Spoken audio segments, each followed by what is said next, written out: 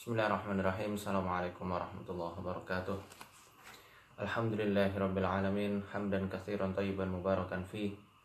Asyhadu an la ilaha illallah wahdahu la syarikalah wa asyhadu anna Muhammadan abduhu wa rasuluhu la nabiyya ba'dah. Allahumma shalli ala nabiyyina Muhammadin wa ala alihi wa sahbihi wa man tabi'ahum bi ihsanin ila yaumiddin wa ba'du. Alhamdulillah, sahabat-sahabat yang dicintai oleh Allah Subhanahu wa taala, di subuh ini kita akan kembali mengadakan sebuah penyuluhan ya, yang bermanfaat untuk kehidupan kita dalam keseharian insya Allah. Kalau di hari-hari sebelumnya kita sering membahas ruqyah syar'iyyah tentang pengobatan serta gangguan-gangguan non medis ya, secara umum atau lebih spesifik, maka pada kesempatan hari ini kita akan membahas ya, sesuatu yang amat bermanfaat dan amat sangat penting dalam menjaga hati kita dari yang namanya kelalaian dan juga rasa futur atau rasa malas dalam beribadah. Yakni tentang dua perkara yang setidaknya harus diperhatikan oleh setiap mukmin. Apa itu? Yang pertama adalah al-khauf dan ar-roja. Ya, al-khauf dan roja. Dua sikap, dua sifat yang harus dikumpulkan jadi satu ketika kita sedang beribadah atau hendak beribadah kepada Allah Subhanahu wa taala. Ya. Karena lawan dari itu semua adalah sebuah was-was yang sering sekali dihempaskan oleh para setan ke dalam hati setiap mukmin. Khususnya mereka yang sering lalai kepada Allah Subhanahu wa taala. Di antara dua senjata setan yang mungkin terjadi bahkan pada diri kita sendiri, yakni adalah al-amnu min makrillah wal ya'su min rahmatih. Kita merasa aman dari azab Allah Subhanahu wa taala dan berputus asa dari rahmatnya. Ini kedua hal yang sering sekali dihembuskan oleh para setan ke hati kebanyakan orang. Tidak terkecuali mungkin kita pernah merasa aman saja dari azab Allah Subhanahu wa taala, merasa aman seakan-akan kita hidup selamanya, merasa aman dengan dalih bahwasanya Allah itu Maha Pengampun. Walau memang betul Allah itu Maha Pengampun, tetapi apakah betul sikap yang demikian? Apakah terlalu merasa aman dari siksa Allah itu termasuk bagian dari husnuzon, berprasangka baik kepada Allah?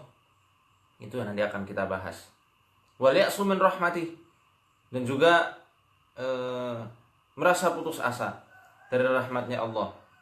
Aduh ya Allah, dosaku udah banyak, sering ninggalin sholat, puasa Ramadan bolong-bolong, zakat ditinggalkan, sudah terlanjur berbuat jahat. Apakah mungkin engkau mengampuniku? Sampai akhirnya dia putus asa dari rahmat Allah. Biarlah hidup dalam kejahatan, mati pun dalam kejahatan. Na'udzubillahi min dzalik. Sikap yang semacam ini adalah sikap warisan iblis, musuh kita. Sikap warisannya iblis. Iblis saat disuruh bersujud kepada Nabi Adam, sujud penghormatan untuk Nabi Adam alaihi salam, dia langsung membangkang. Lalu Allah usir dari surga. Ketika diusir dari surga oleh Allah Subhanahu wa taala, dia bukannya bertobat, tetapi langsung malah berputus asa dari rahmatnya Allah. dia malah bersumpah, sebagaimana engkau telah menyesatkan aku, maka aku kelak akan menyesatkan anak cucu Adam. Ya. Bahkan pertentangannya amat sangat jelas. Wala tajidu aktsaruhum syakirin. Dan engkau ya Allah akan menemukan mereka Bani Adam akan banyak yang tidak bersyukur kepadamu karena akan aku goda. Sudah putus asa, kemudian malah nantang kepada Allah Subhanahu wa taala. Nauzubillahi min dzalik. Makanya dijelaskan wahadani khuluqani madmuman.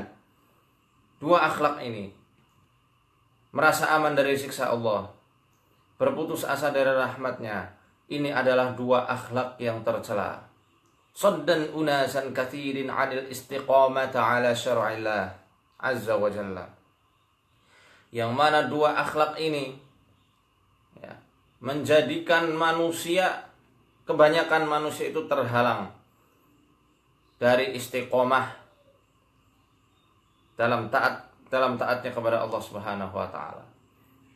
Terhalang dia dari jalan yang lurus. Terhalang dari menjalankan ibadah kepada Allah secara istiqomah. Terhalang dia dari tauhid yang murni. Tidak berlawanan seperti yang Allah firmankan dalam surat Fussilat ayat 30. Innal ladzina qalu rabbuna Allah tsumma istaqamu tatanazzalu alaihimul malaikatu alla takhafu wa la tahzanu. Sesungguhnya orang yang beriman tsumma istaqamu, kemudian dia istiqomah di dalam perkataannya, di dalam amalnya, maka akan kami turunkan malaikat. Maka janganlah kalian takut dan janganlah kalian bersedih. Kalau orang sudah mempunyai rasa aman dari siksa Allah dan juga putus asa dari rahmatnya, Allah cabut rasa aman sehingga dia terus-menerus gelisah, terus-menerus dalam ketakutan dan kesedihan, kegalauan tanpa sebab, kesedihan tanpa akhir, bahkan ketakutan yang tidak masuk akal. Nah, maka tidak selamanya sikap rasa sedih, takut yang tanpa alasan, ya, kegelisahan yang terus-menerus sampai tidak bisa tidur, tidak selamanya karena kerasukan setan. Perlu kita koreksi diri. Adakah dua sifat ini masih tertancap di hati kita? Kalau memang masih betul-betul ada, ya, maka berarti jalan istiqomah kita terhalangi oleh dua macam ini. Aman dari siksa Allah, putus asa dari rahmatnya. Maka kita perlu koreksi diri. Kalau memang betul-betul ada, mintalah ampun kepada Allah Subhanahu wa taala dan lawanlah dua akhlak tersebut dengan dua sikap. Al-khauf, rasa takut, war-roja, harapan kepada Allah Subhanahu wa taala. Khauf dan roja ini adalah dua perkara yang diajarkan oleh para ulama, oleh para guru-guru kita, bahkan diajarkan oleh para anbiya wal mursalin ketika hendak beribadah kepada Allah Subhanahu wa taala. Takut kalau amalan kita tidak diterima oleh Allah Subhanahu wa taala, sehingga terus-menerus beramal, tidak ada bosannya dan tidak pernah merasa cukup dengan amalannya. Roja, harapan, yakni ketika telah mengamalkan sesuatu, ketika telah beramal, kita husnuzon kepada Allah Subhanahu wa taala, bahkan dengan satu amalan, bahkan dengan amalan yang ringan pun Allah akan lipat gandakan pahalanya. Gabungan antara khauf dan roja. Maka dari itu, ya, Al-Hasan Al-Basri rahimahullah ta'ala, dia pernah berkata, ya, laisal imanu bitamanni. Keimanan yang hakiki yang ada pada diri seorang mukmin bukanlah dibangun di atas angan-angan yang kosong. Ya. walakin ma waqara fil qalbi wa saddaqahu al-amal. Tetapi keimanan yang hakiki adalah apa yang bersemayam di dalam hati seorang mukmin lalu direalisasikan dengan perbuatan. Itulah iman yang betul. Inna qauman alhathum amaniyul maghfirata hatta kharaju minad dunya wala hasanata lahum. Karena sesungguhnya ada segolongan orang yang mereka itu dipertuhankan oleh angan-angan kosong mereka. Dengan apa? Dengan maghfirah, dengan ampunan Allah yang maha luas, sehingga mereka itu lupa bahwasanya Allah mempunyai siksaan, hingga mereka keluar dari dunia ini tanpa ada kebaikan yang mereka bawa. Karena mereka cuma roja dan roja, harapan serta harapan, tapi tidak ada amal apa-apa. Ya. Ini al-amnu min makrillah. Mereka merasa aman dari siksanya Allah. Mereka faham betul Allah maha pengampun, Allah rahmatnya luas. Tapi keyakinan itu tidak dibarengi dengan amal, maka itu hanya dusta belaka. Ketika keluar dari dunia ini, ketika meninggal, tidak ada satu kebaikan pun yang mereka bawa, karena tertipu dengan angan-angan kosong mereka. Palingan aku nanti masuk surga, kan Allah maha pengampun, Allah kan rahmatnya luas, Allah rahmatnya lebih luas bahkan dari dosa-dosaku yang menjulang tinggi ke langit. Tapi nggak ada amal sama sekali. Sholat subuh kesiangan, tahajud tidak pernah, sholat duha tidak ada, sodakoh tidak, nolong orang lain tidak ada, sholat 5 waktu bolong-bolong. Allah maha pengampun. Ini al-amnu min makrillah. Dia merasa aman dari siksa Allah dan maghrur, termasuk orang-orang yang tertipu dengan harapan palsunya. Ya. Wa qalu nuhsinu dhanna billah. Mereka itu mengatakan kami berhusnuzon sama Allah. Wa kadzabu. Namun hakikatnya mereka hanyalah dusta belaka. Lau ahsanu dhanna bihi la ahsanul amala. Ini kata Hasan Al-Basri. Kalau mereka memang betul-betul berhusnuzon kepada Allah Subhanahu wa taala, maka mereka akan betul-betul memperbaiki amalannya. Mereka akan betul-betul memperbagus, memperindah amalan-amalan yang mereka persembahkan kepada Allah Subhanahu wa taala. Termasuk di dalamnya wanita-wanita yang tidak mau pakai jilbab yang syar'i. Tidak apa-apalah, aku nggak pakai jilbab. Toh Allah maha pengampun. Toh Allah itu melihat hati seseorang manusia, bukan pada tampilan fisiknya. Masya Allah. Jilbab itu sebuah kewajiban yang telah Allah tetapkan untuk setiap wanita dari kalangan-kalangan wanita-wanitanya muwahhidin, para penganut agama yang mengesahkan Allah. Bahkan gak hanya Islam, dalam agama samawi, Yahudi, Nasrani, Islam semuanya diwajibkan atas jilbab. Tapi saya tidak mau bahas dua agama itu, kita bahas Islam. Dalam Islam diwajibkan para wanita dalam berhijab, maka berhijablah. Jangan merasa aman dari siksa Allah. Allah maha luas rahmatnya. Betul Allah maha luas. Allah maha pengampun. Memang betul Allah maha pengampun. Tapi apa wujud kita? Apa wujud persembahan kita kepada Tuhan yang maha baik, kepada Allah yang maha pengampun, Allah yang maha sempurna, yang maha mengurusi kita dari kita masih dalam rahim kita sampai kelak Allah cabut. Tanpa itu semua ya akan sia-sia belaka. Gak ada gunanya husnuzon tersebut. Kalau kita memang betul-betul husnuzon, kita baik sangka kepada Allah, kita akan persembahkan amalan-amalan terbaik yang kita lakukan. Ya, maka dari itu diajarkan oleh Nabi Shallallahu Alaihi Wasallam kepada Ibnu Mas'ud ya, sebuah doa, ringkas doanya, dan beliau ajarkan kepada Ibnu Mas'ud untuk dibaca setiap kali sebelum salam saat sholat. Allahumma a'inni ala dzikrika wa syukrika wa husni ibadatik. Ya Allah, ya ilahi Rabbi, tolonglah hambamu ini untuk selalu berzikir kepadamu, mengingatmu di setiap saat. Ya.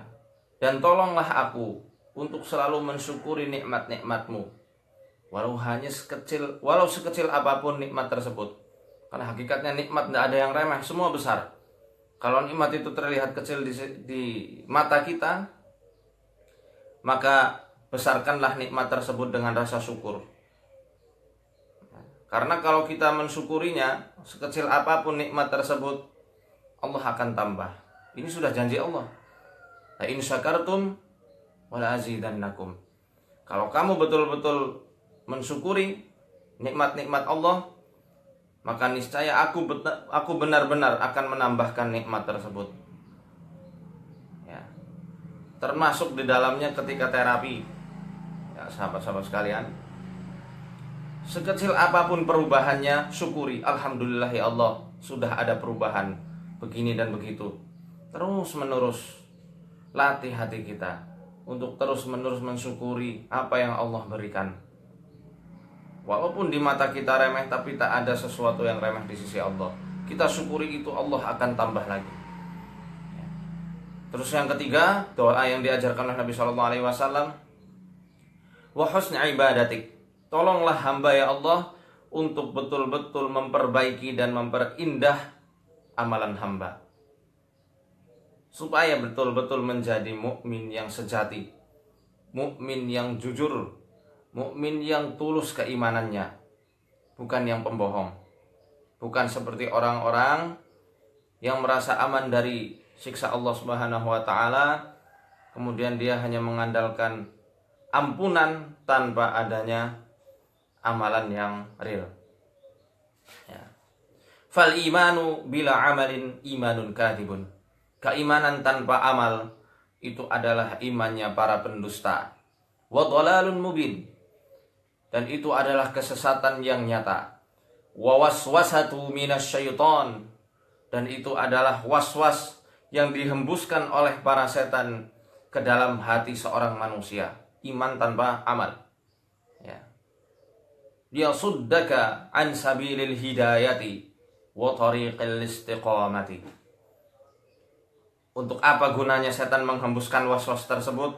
Untuk menghalangimu dari jalan hidayah Allah Subhanahu wa taala dan dari jalan istiqomah yang akan menghantarkan kepada surga Allah Subhanahu wa taala. Hati-hati, jangan anggap remeh perkara ringan tapi amat sangat menghancurkan seperti ini. Apa tadi? Al-amnu min makrillah. Merasa aman dari siksa Allah dan putus asa dari rahmatnya.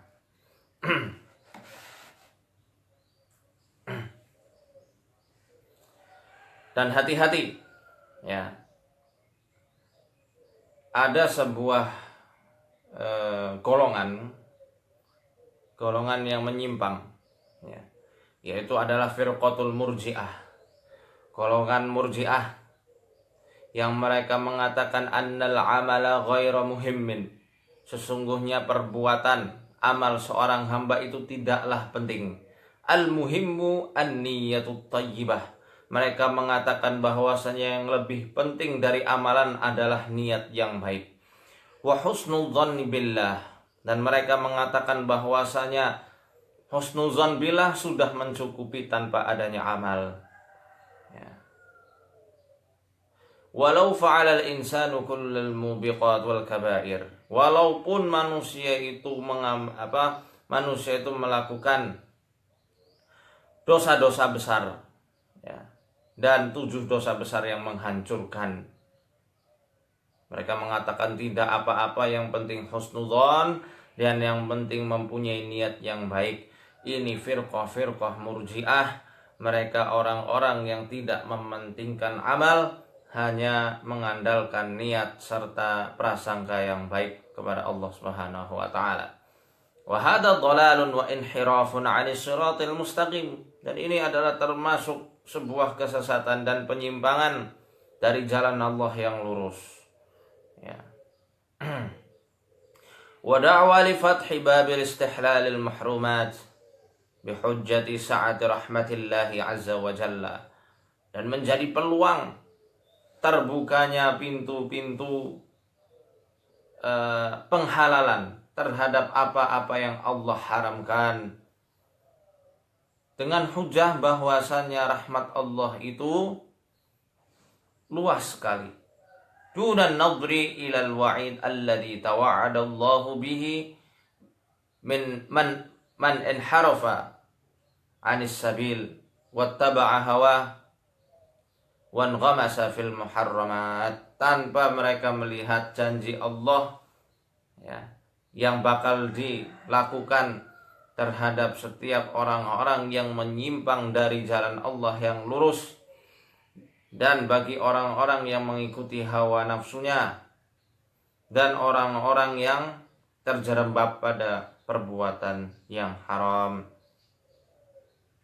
Dalam surat Al-Hijr dikatakan, Nabbi ibadi anni adal ghafurur rahim. Wahai Muhammad, kabarkanlah kepada hambaku, anni ghafurur rahim, sesungguhnya aku Allah adalah Tuhan yang maha pengampun lagi maha penyayang. Ghafur pakai sighah mubalaghah yang artinya amat sangat pengampun, maha pengampun.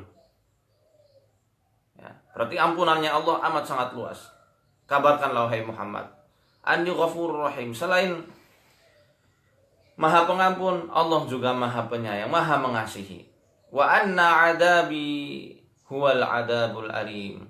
Tetapi kabarkanlah juga wahai Muhammad, supaya hamba-hambaku tahu, selain aku ini maha pengampun lagi maha pengasih, ingatlah, wa anna adabi huwa adabul alim, sesungguhnya siksaanku adalah sebuah siksaan yang amat sangat pedih. Ya. Maka kita di antara dua ini, al-khauf dan roja, takut serta kita berharap kepada Allah. Jadi harap-harap cemas ketika kita sedang beramal, telah beramal atau hendak beramal. Wa yuqabilul haula ahlul ya'si bisababi ifradihim fil ma'asi wal mahrumat. Ya. Sesungguhnya orang-orang yang orang-orang yang berputus asa dari rahmat Allah itu mereka disebabkan karena sikap berlebihan mereka. Mereka sudah jauh terjerembab pada jurang kemaksiatan dan apa-apa yang telah Allah haramkan. Makanya ya, ketika bermaksiat cepat-cepat tobatlah. Karena ya, kullu bani Adam khata'un wa khairu khata'ina tawwab. Setiap bani Adam, anak cucu Adam itu tabiatnya mereka akan berbuat salah. Kalau kita tidak salah ya bukan anak cucu Adam, malaikat itu. Setiap anak cucu Adam semuanya tanpa terkecuali mereka pasti pernah salah. Kecuali para anbiya wal mursalin yang mereka memang maksum. Ya, tetapi bedanya orang yang soleh dan orang yang durhaka kepada Allah Subhanahu wa taala, ketika mereka melakukan perbuatan kesalahan, orang yang soleh akan cepat-cepat bertobat kepada Allah Subhanahu wa taala dan tidak berputus asa. Mereka bertobat, tidak putus asa sama Allah, husnuzonnya dibarengi dengan amalan. Ini orang yang soleh, orang yang benar, lurus dalam agamanya. Memang tidak ada orang yang suci, setiap orang pernah melakukan salah. Bedanya kalau orang yang durhaka, ya, ini beda lagi sama orang yang soleh. Kalau orang durhaka dia maksiat terus dengan dalih, saya bukan orang munafik. Saya heran jadinya. Siapa itu yang bikin video klip di YouTube itu? Bad Boy atau apa, saya lupa nama judulnya. Apa? Anak laki-laki yang buruk ya, anak-anak nakal. Biarlah saya ini melakukan maksiat, yang penting nggak ngedrugs, yang penting nggak konsumsi narkoba. Biarlah saya jadi apa adanya sebagai orang yang rusak, Yang penting tidak munafik, sok suci. Kurang lebih seperti itu lirik lagunya itu. Yang pernah saya lihat karena penasaran nih apa sih maksudnya. Masya Allah, ini termasuk orang-orang yang ifrat, al-ya'su min rahmatillah, berputus asa dari rahmat Allah. Dan ini malah keluar dari jalur Islam. Hal tersebut bukan malah menunjukkan sikap jujurnya dia, tapi sikap munafiknya dia yang sesungguhnya. Karena kalau memang betul dia kepengen menjadi orang yang baik, ya bukan dengan cara menceburkan diri lebih dalam kemaksiatan. Ya, itulah hampir sama sikap yang semacam itu seperti iblis. Dan sudah merasuk jiwa iblis ke dalam hati orang yang sok-sokan jujur, ini loh aku jeleklah sekalian selamanya, aku gak mau munafik, katanya seperti itu. Orang berbuat baik dibilang munafik, sok suci. Masya Allah, al-ya'su min rahmatillah. Ya. Fahum yarawna annahum la tughfaru dhunubuhum. Mereka memandang, menyangka bahwasanya dosa-dosa mereka yang menjulang sampai langit tidak akan pernah diampuni Allah Subhanahu wa taala. Wala tas'umhu rahmatullahi taala. Dan rahmat Allah luasnya itu tidak sampai mereka. Wa hadza khata'un kabir. Dan ini adalah sebuah kesalahan yang besar. Saddahumus syaitan bisababihi 'anil istighfar wat taubah wal istiqamah. Ya. Sebuah kesalahan besar, ya, yang menjadikan setan berhasil menghalangi mereka untuk tidak beristighfar kepada Allah, untuk tidak cepat-cepat bertaubat kepada Allah Subhanahu wa taala, dan untuk tidak bisa istiqomah di jalannya Allah dengan dalih aku nggak mau munafik, dengan dalih aku pengen jadi orang jujur, aku buruk, ya inilah aku yang buruk, aku pengen jadi diri sendiri. Bahaya itu, sudah merasuk jiwa iblis. Kadang di ruqyah, ya nggak setiap orang yang di ruqyah itu kesurupan. Bahkan ketika di ruqyah akan terhalangi dia dari cahaya Quran. Jadi percuma kita ruqyah.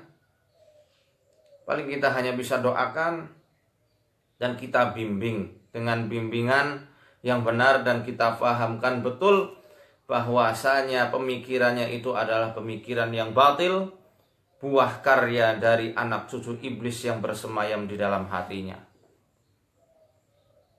Ya, inilah salah satu rangkaian-rangkaiannya. Ya. Karena Allah Subhanahu wa taala berfirman dalam surat Al-Hijr ayat 56, "Wa may yaqnatu min rahmati rabbih illa ad-dallin." Dan siapa saja yang berputus asa dari rahmat Tuhannya,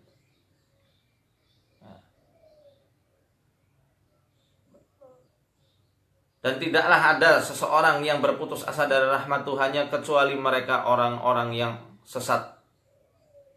Innahu la yai'asu min rauhillah illa al-qaumul kafirun. Dalam surat Yusuf juga dikatakan, tidaklah ada orang yang berputus asa dari rahmatnya Allah kecuali orang-orang yang kafir terhadapnya. Na'udzubillah min dzalik. Ya. Sikap putus asa bukan malah bisa dibilang sebagai sikapnya orang yang jujur, tapi malah sikap putus asa, sikap yang Allah cela di dalam Al-Quran. Allah kabarkan di dalam Al-Quran kecelaannya sebagai sifatnya orang-orang yang Allah sesatkan, dan sifatnya orang-orang yang kafir yang tertutupi dari rahmatnya Allah Subhanahu wa ta'ala. Rasul Shallallahu Alaihi Wasallam pernah bersabda untuk mengantisipasi hal tersebut, memotivasi, tapi juga membuat para sahabat yang mendengar dan Anda yang mendengar saat ini menjadi takut kepada Allah Subhanahu wa ta'ala, supaya kita bisa berharap dan juga takut. Beliau bersabda, "Lau ya'lamul mu'minu ma 'indallahi minal 'uqubah." Apabila seorang mukmin itu mengetahui siksaan Allah, azza wa jalla, "Ma tami'a bi jannatihi ahadun." Niscaya tidak ada tersisa seorang pun yang ingin masuk ke dalam surganya. Tidak ada seorang pun yang bisa berharap masuk ke dalam surga Allah Subhanahu wa taala. Walau ya'lamul kafiru ma 'indallahi minar rahmati ma qanata min jannatihi ahadun. Bahkan kalau misal ada orang kafir, sebaliknya kalau ada orang kafir yang mengetahui betapa besarnya rahmat Allah Subhanahu wa taala, niscaya tidak ada seorang kafir pun yang berputus asa untuk masuk ke dalam surganya Allah Subhanahu wa taala. Saking besarnya rahmat Allah dan saking ngerinya siksaan Allah Subhanahu wa taala. Maka ibadah ini dibangun atas dua perkara, untuk menyelisihi bisikan-bisikan setan dari rasa aman terhadap siksa Allah, dan berputus asa dari rahmatnya, takut serta roja harapan. Rasul Shallallahu Alaihi Wasallam juga pernah mengabarkan kepada kita sekalian, "Inna syaitana qol." Sesungguhnya setan pernah berkata kepada Allah Subhanahu wa taala, "Wa izzatika ya Rabbi, la abrahu uwi ibadaka madamat arwahuhum fi ajzadihim." Pernah bersumpah waktu itu setan, iblis laknatullah alaih, "Demi kemuliaanmu ya Allah, aku akan benar-benar menyesatkan manusia selama arwah mereka masih ada pada jasad. Selama arwah mereka belum keluar dari jasad mereka, niscaya aku akan benar-benar menggelincirkan mereka, akan benar-benar menyesatkan mereka." Itu sumpah iblis yang langsung diutarakan kepada Allah Subhanahu wa taala saat itu. Qala rabbu, maka berfirmanlah Allah Subhanahu wa taala, "Wa izzati wa jalali." Demi keagunganku dan demi kemuliaanku dan keagunganku, la azalu aghfiru lahum mastaghfaruni. Demi kemuliaan dan keagunganku, selama kamu menyesatkan mereka, maka selama itu pula aku akan mengampuni anak cucu Adam, selama mereka mau beristighfar kepadaku. Subhanallah. Betapa luasnya rahmat Allah dan betapa maha pengampunnya Allah Subhanahu wa taala. Aku akan benar-benar mengampuni anak cucu Adam selagi mereka mau untuk beristighfar, mau untuk bertobat, mohon ampun kepadaku. Itu kata Allah Subhanahu wa taala untuk menimpali kata iblis tersebut. Jadi ingat, iblis ada di mana-mana. Dari arah kanan kita, dari arah kiri kita, depan, belakang, bawah kita, dia selalu membisikkan hal-hal jahat, menggelincirkan kaki kita, memelencengkan kaki kita dari jalan Allah yang lurus, yang harusnya ke masjid malah ke tempat-tempat yang tidak Allah ridhai, menggelincirkan telinga kita untuk mendengar hal-hal yang Allah ridhai kepada hal-hal yang Allah murkai, menggelincirkan mata kita untuk melihat apa-apa yang Allah ridhoi, tapi malah melihat apa-apa yang Allah haramkan. Dari semua arah setan hendak menyerang kita. Maka jangan pernah merasa aman, ya, dari siksaan Allah melalui perantaraan setan ini. Tapi juga jangan putus asa, karena di saat kita tergelincir oleh setan, selagi kita mau bangkit, Allah akan tolong kita dan Allah akan hapus dosa kita yang telah diperbuat. Selagi jujur keimanannya, selagi murni ketauhidannya dari hal-hal yang syirik, dan selagi berusaha untuk mengganti perbuatan dosa tersebut dengan perbuatan yang lebih baik. Ya, makanya pesan Rasul Shallallahu Alaihi Wasallam kepada Abu Dzar Al-Ghifari radhiyallahu anhu, ya, yakni sebuah pesan yang sungguh amat sangat berharga, termasuk untuk kita semuanya. Idza amilta sayyi'atan fa'atbi al-hasanata tamhuha. Wahai Abu Dzar, kalau kamu telah melakukan sebuah perbuatan dosa, maka iringilah perbuatan dosa tersebut dengan perbuatan baik yang akan meluruhkan dan menghilangkan perbuatan dosa itu. Ini sebuah dalil petunjuk dari Nabi Shallallahu Alaihi Wasallam bahwasanya perbuatan baik itu akan menghilangkan perbuatan dosa yang pernah kita lalui, termasuk perbuatan yang ringan, tapi akan meluluh lantahkan dosa-dosa kita, walaupun dosa kita sebanyak buih yang ada di lautan. Hadis riwayat Imam Bukhari yang hendaknya kita lakukan setiap harinya, syukur-syukur setelah subuh. Ya, apa itu? Adalah hendaknya kita mengucapkan subhanallah wa bihamdih 100 kali. Nabi Shallallahu Alaihi Wasallam bersabda, man qala subhanallahi wa bihamdih, barang siapa mengucapkan subhanallah wa bihamdih fi yaumin mi'ata marrah, 100 kali di setiap harinya, huttat khotoyahu wa in kanat mithla zabadil bahri, maka akan dihapuslah dosa-dosanya, walaupun dosa-dosanya banyaknya itu seperti buih-buih yang ada di lautan. Subhanallah. Buih tahu kan? Umpruk ya, kalau orang Banyumas bilang umpruk. Umpruk yang ada di lautan itu ada berapa? Gak terhitung. Nah, kalau kita sudah merasa dosanya sebanyak itu, baca subhanallah wa bihamdi setiap hari 100 kali, Allah akan hapus dosa-dosa tersebut. Allahu Akbar. Dan satu pesan yang pernah disampaikan guru kami di Al-Azhar, ya, bahwasanya sebuah tolak ukur, kalau kita pengen tahu nih apakah amal kita itu diterima atau tidak sama Allah Subhanahu wa taala, maka lihatlah apa yang kita perbuat setelahnya. Ya, apa yang kita perbuat setelahnya itu yang menjadi tolak ukur amal kita diterima atau tidak. Ciri-ciri amal yang diterima adalah ketika setelah kita beramal dengan amal soleh, maka akan bergulir, kita akan melakukan amal soleh yang lainnya. Kita akan mudah, kita akan ditolong oleh Allah Subhanahu wa taala menjadi mudah dan giat beramal soleh setelah amal soleh lain yang telah kita kerjakan sebelumnya. Ya, itu ciri-ciri amalan yang diterima.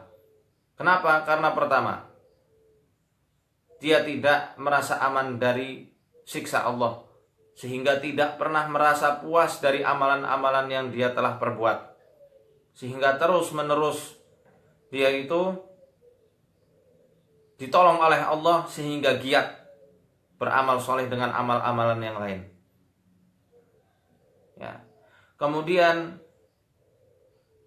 rojaknya, ya, harapannya dengan amalan tersebut dia menjadi tenang batinnya. Ini adalah sebuah tolak ukur, ya, yang salah satu tolak ukur yang bisa kita fahami sendiri, ya, sehingga kita terus menerus giat dan istiqomah di jalan Allah Subhanahu wa taala. Mungkin hanya ini, ya, kajian singkat yang bisa saya sampaikan. Mungkin banyak salahnya, itu tidak lepas dari saya pribadi. Adapun hal-hal yang baik itu dari Allah Subhanahu wa taala. Semoga yang sedikit ini bisa bermanfaat bagi kita semuanya. Alafu minkum arsyadani Allah wa iyyakum. Assalamualaikum warahmatullahi wabarakatuh.